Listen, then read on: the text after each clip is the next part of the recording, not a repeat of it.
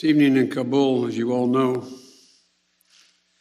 terrorists attacked that we've been talking about and worried about, that the intelligence community has assessed, has undertaken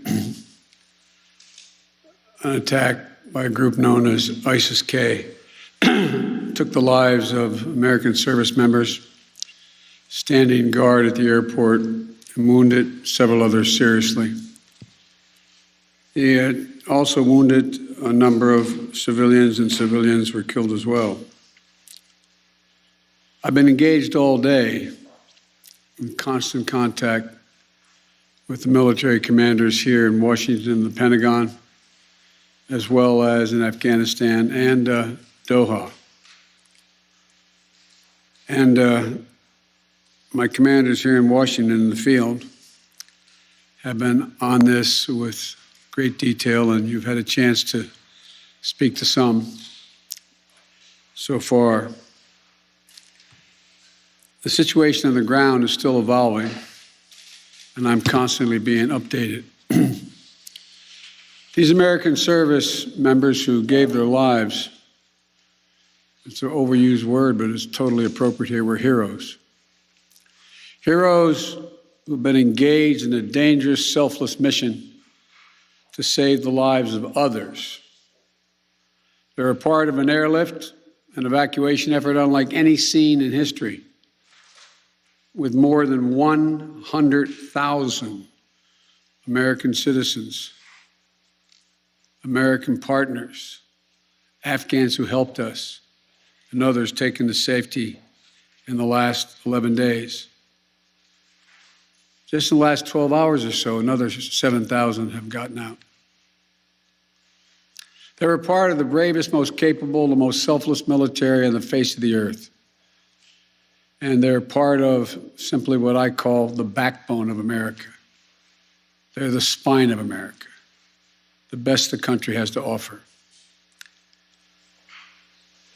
Jill and I, our hearts ache, like I'm sure all of you do as well, for all those Afghan families who lost loved ones, including small children, or have been wounded in this vicious attack. And we're outraged as well as heartbroken. Being the father of an Army major who served for a year in Iraq, and before that was in Kosovo as a U.S. attorney for the better part of 6 months in the middle of a war. When he came home after a year in Iraq, he was diagnosed, like many, many coming home, with an aggressive and lethal cancer of the brain. We lost. We have some sense, like many of you do, what the families of these brave heroes are feeling today. You get this feeling like you're being sucked into a black hole in the middle of your chest. There's no way out. My heart aches for you. But I know this. We have a continuing obligation, a sacred obligation to all of you, the families of those heroes. That obligation is not temporary, it lasts forever.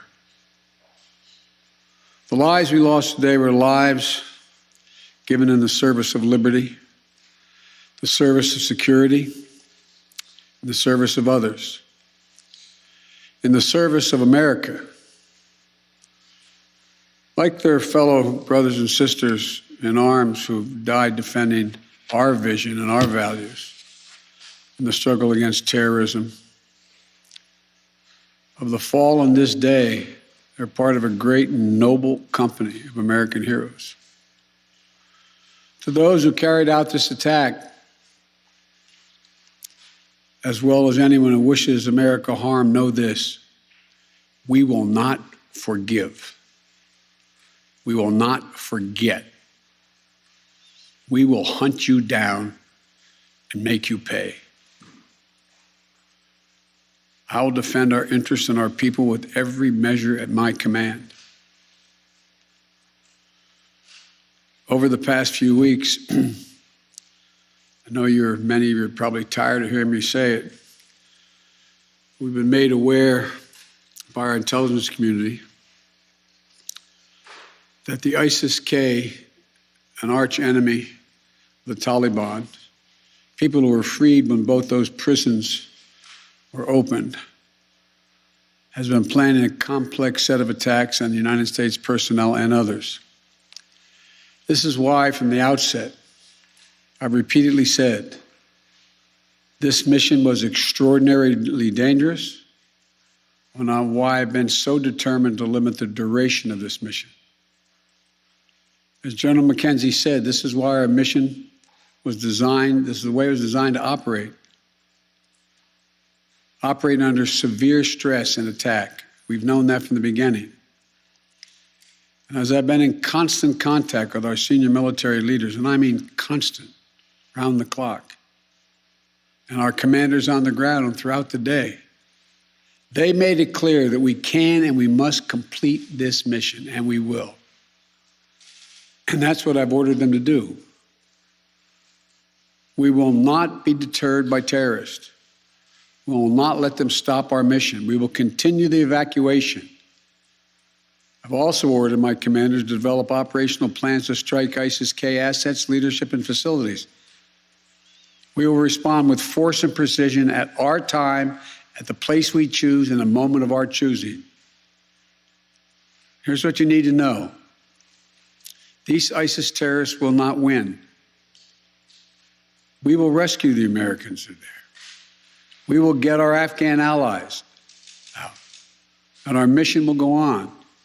America will not be intimidated, and I have the utmost confidence in our brave service members who continue to execute this mission with courage and honor to save lives and get Americans, our partners, our Afghan allies out of Afghanistan.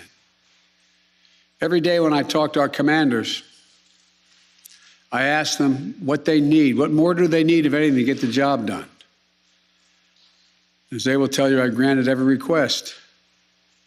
I reiterated to them today on 3 occasions that they should take the maximum steps necessary to protect our forces on the ground in Kabul. And I also want to thank the Secretary of Defense and the military leadership of the Pentagon and all the commanders in the field.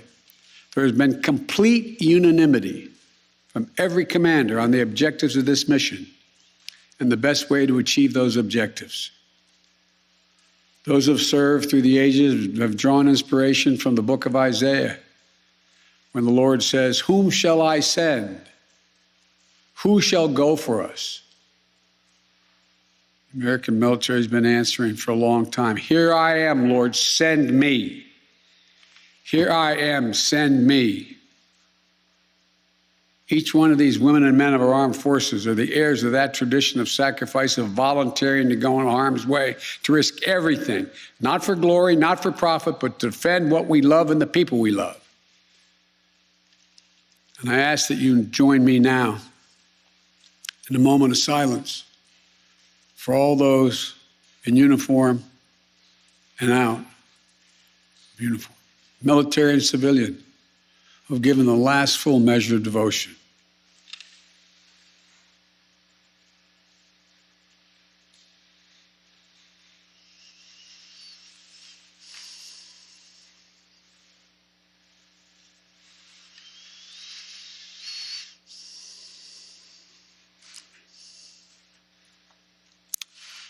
Thank you.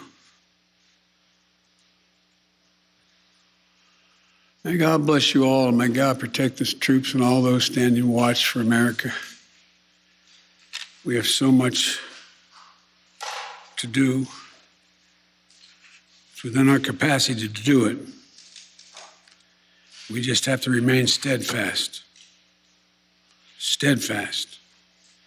We will complete our mission, and we will continue after our troops have withdrawn to find means by which we can find any American who wishes to get out of Afghanistan. We will find them and we will get them out. Ladies and gentlemen, they gave me a list here. The first person I was instructed to call on was Kelly O'Donnell of NBC. have said leaving Afghanistan is in the national interest of the United States. After today's attack, do you believe you will authorize additional forces to respond to that attack inside Afghanistan? And are you prepared to add additional forces to protect those Americans who remain on the ground carrying out the evacuation operation? I've instructed the military, whatever they need, if they need additional force, I will grant it. But the military, from the chairman of the Joint Chiefs, the commanders in the field, have all contacted me one way or another, usually by letter, saying they subscribe to the mission as designed to get as many people out as we can within the time frame that is allotted. That is the best way they believe to get as many Americans out as possible and others. And with regard to finding, tracking down the ISIS leaders who ordered this, we have some reason to believe we know who they are, not certain, and we will find ways of our choosing without large military operations to get them wherever they are. Trevor, Reuters. Thank you, Mr. President. There's been some criticism, even from people in your party, about the dependence on the Taliban to secure the perimeter of the airport. Do you feel like there was a mistake made in that regard? No, I don't. Look, I think General McKenzie handled this question very well. The fact is that we're in a situation, we inherited a situation, particularly since, as we all know, that the Afghan military collapsed 11 days before, in 11 days, that it is in the interest of, as McKenzie said, in the interest of the Taliban, that, in fact, ISIS-K does not metastasize beyond what it is, number one. And number two, it's in their interest that we are able to leave on time, on target. And as a consequence of that, the major things we've asked them, moving back the perimeter, giving more space between the wall, stopping vehicles from coming through, etc., searching people coming through. It is not what you'd call a tightly commanded, regimented operation like the U.S. is, the military is, but they're acting in their interest.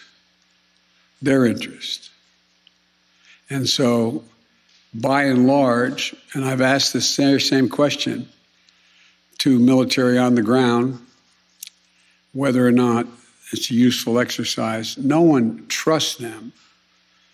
We're just counting on their self-interest to continue to generate their activities.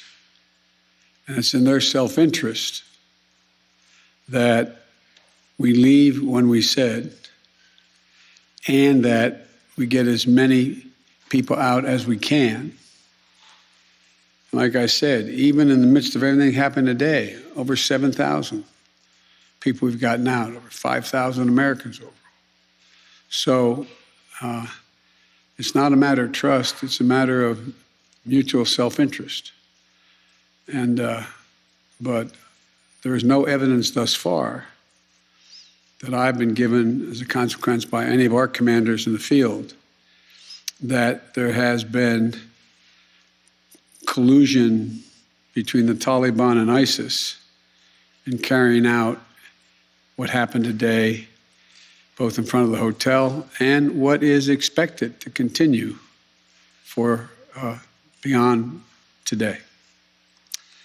Amir, Associated Press. Thank you, Mr. President. have spoken again powerfully about your own son and the weight of these decisions. With that in mind, and also what you've said, that the longer we stay, the more likelihood that there would be a major attack. How do you weigh staying even one more day, considering what's happened? Because I think what America says matters. What we say we're going to do in the context in which we say we're going to do it, that we do it, unless something exceptional changes. There are additional American citizens. There are additional green card holders. There are additional personnel of our allies. There are additional SIV card holders. There are additional Afghans that have helped us. And there are additional groups of individuals that have been contacted us, from women's groups to NGOs and others, who have expressly indicated they want to get out and have gathered in certain circumstances in groups, on buses and other means. That still presents the opportunity for, in the next several days between now and the 31st, to be able to get them out. And our military, and I believe, to the extent that we can do that, knowing the threat, knowing that we may very well have another attack, the military has concluded that's what we should do. I think they're right. I think they're correct. And after that, we're going to be in a circumstance where will be, I believe, numerous opportunities to continue to provide access for additional persons to get out of Afghanistan, either through means that we provide and or are provided through in cooperation with the Taliban. They're not good guys, the Taliban. We're not suggesting that at all. But they have keen interest. As many of you have been reporting, they very much would like to figure out how to keep the airport open. They don't have the capacity to do it. They very much are trying to figure out whether or not they can maintain what is the portion of an economy that has become not robust, but fundamentally different than it had been. And so there's a lot of reasons why they have reached out, not just to us, but to others, as to why it would be continued in their interest to get more of the personnel we want to get out. We can locate them. Now, there's not many left that we can assess that want to come out. There's some Americans we've identified, we've contacted the vast majority of them, if not all of them, who don't want to leave because they're dual nationals, they have extended families, et cetera. And there's others who are looking for the time. So that's why we continue. I'll take a few. Soweit Joe Biden, US-Präsident, auf die letzte Frage, wie er es verantworten kann, noch einen Tag länger in Afghanistan zu bleiben, nachdem heute 12 US-Soldaten ihr Leben in Afghanistan, in Kabul gelassen haben, bei 2 Selbstmordattentaten, die rund um den Flughafen stattgefunden haben. 15 US-Soldaten sind verletzt worden und ansonsten gibt es noch 60 tote Afghanen mindestens zu beklagen. Mehr als 100 Verletzte, soweit die blutige Bilanz dieses Tages und das Statement des US-Präsidenten, was wir Ihnen noch mal zusammenfassen können. Also er sagt, er hat deshalb vor, die Mission auch wirklich zu Ende zu bringen, weil er darin größere Chancen sieht, noch mehr Menschen retten zu können. Er möchte diese letzten verbleibenden Tage noch nutzen, um möglichst viele Menschen außer Landes bringen zu lassen.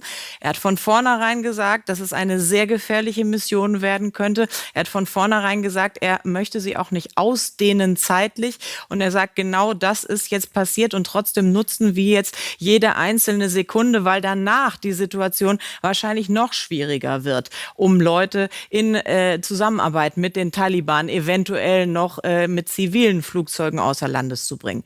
Er hat auch erklärt, warum er mit den Taliban zusammenarbeitet und zum Beispiel nicht glaubt, dass dort extra Sprengstoffattentäter bis zu den Toren des Flughafens vorgelassen wurden, weil er sagt, es ist nicht in ihrem eigenen Interesse. Es sind Erzfeinde von diesem Ableger des sogenannten Islamischen Staats und in ihrem eigenen Interesse ist es, anerkannt zu werden von der Welt als neue Machthaber in Kabul. Und deshalb sagt Joe Biden, wir vertrauen ihnen nicht, aber es ist eine Sache von Eigeninteresse, dass sie dort genau das machen, was wir mit ihnen verabredet haben. Und er sieht keine Zeichen, dass sie diese Verabredung gebrochen haben. Er sagt auch, die Soldaten, die dort ihr Leben gelassen haben und verletzt worden sind, alle, die dort eingesetzt werden in dieser, wie er es nennt, größten Hilfsaktion der Geschichte der Menschheit, die sind alle freiwillig gekommen. Jeder Einzelne hat sich angeblich freiwillig gemeldet, um dort für die Werte der Vereinigten Staaten einzustehen und zu kämpfen, so Joe Biden. Er sagt, Freiheit für andere. Es sind Helden, sagt er, die Helden, die gestorben sind für Freiheit und die Werte der Vereinigten Staaten und eben auch für das Leben anderer. Hunderttausende Menschen sind in den vergangenen Tagen im Laufe dieser Rettungsaktion aus Afghanistan herausgebracht worden und er ehrt eben diese, wie er sie nennt, selbstlosen Helden, die das möglich gemacht haben. Aber er hat auch eine klare Ansage an die Kämpfer des sogenannten Islamischen Staats gemacht. Er sagt, wir glauben, wir wissen, wo wir euch zu finden haben und wir werden alles tun, um euch dafür bezahlen zu lassen. Die Vereinigten Staaten vergessen nicht. Und sie würden das Ganze auch rächen. Und ganz wichtiges Zeichen auch an die Alliierten. Die Rettungsaktion soll weiterlaufen. Also keine Unterbrechung. Die USA möchten die letzten verbliebenen Tage nutzen, um weitere Menschen noch aus Afghanistan zu bringen. Und ein sehr emotionaler Punkt in der Rede des US-Präsidenten, als er von seiner eigenen Familiengeschichte erzählt. Er hat ja selbst einen Sohn verloren, der im Irakkrieg war und dann nachher an Krebs gestorben ist, ein Jahr nachdem er aus dem Einsatz wiederkam. Und er hat den Familien gesagt, ich weiß, wie sich das anfühlt und ich weiß, wie schwer dieser Verlust ist. Und dann hat er aufgerufen zu einer Schweigeminute. Soweit die Äußerungen des US-Präsidenten Joe Biden zu dieser späten Stunde an diesem schlimmen Tag. Wir wünschen Ihnen trotzdem eine gute Nacht. Danke für Ihr Interesse.